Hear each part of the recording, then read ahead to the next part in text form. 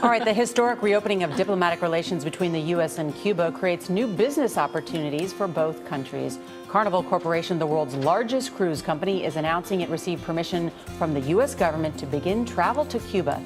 You know, Cuba has 11 ports of promise. We imagine and desire to visit at least 3 ports during the 7-day trip itineraries that we'll be taking to Cuba. We've sort of built a product that I want to enjoy myself. As you can imagine, you know, the world is hungry for Cuba and just very, very curious, right? We began the process on the US side this spring and applied through the Department of Treasury and OFAC, and were sort of awarded the first US ship to go to Cuba and return to the US. We were honored to receive the first US approval. We won't begin sailing to Cuba until next May, so it's our intention to begin in May. Really excited to just get to know the Cuban people. The trips will be a little different, but still in the same social impact ethos that Fathom is.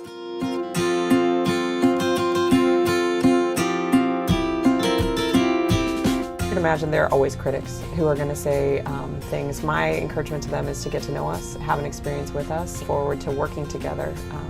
And understanding from the Cuban side what we need to do to be successful together. We still look at the beauty of the Cuban people and the opportunities that we have if we can all sort of join hands together and really explore developing economic development as well as just these cultural exchanges that will ultimately benefit the country and the Cuban people. The intent and spirit is to continue to build favorable relationships with the Cuban people. I think we're all looking forward to a different era, because the era that we've been through has not necessarily solved any of the challenges between the countries, and so we're excited about this as really a bridge. Tell us what this means.